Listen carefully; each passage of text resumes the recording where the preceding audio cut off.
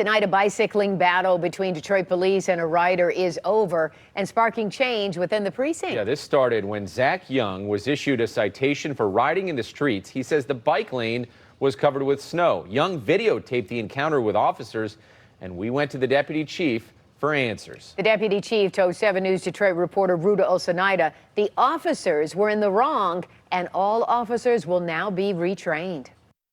You can see it in the video. These police officers so sure they were in the right for pulling over bicyclists riding in the middle of the street, when now higher ups in the department say it's not the case. Is it illegal for me to ride my bicycle in the road? When there's clearly a bike lane. There's clearly a bike lane that has snow all over it, and it's unsafe for me to ride. Zach Young says he was running errands on February 2nd when he was pulled over by Detroit police. He primarily commutes by bike and typically uses the bike lane, but not that day. So that day it was snowing, and that whole week prior it was snow and ice, and the bike lanes were just sheeted in ice and snow. Zach is a bicyclist advocate in the city with the nonprofit Back Alley Bikes and knows that while taking the bike lane is recommended, it's not the law.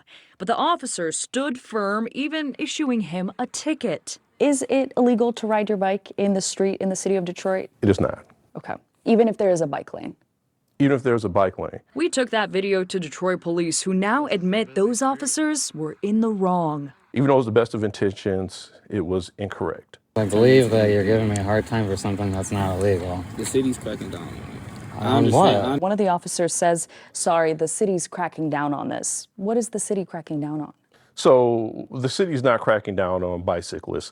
The city is doing the same as we always do. We're enforcing traffic laws. DPD says because of this, they are now retraining officers, and Zach's ticket is thrown out. I know that the command did re-education on both the officer and the supervisor. And I know they'll also be briefing their entire precinct.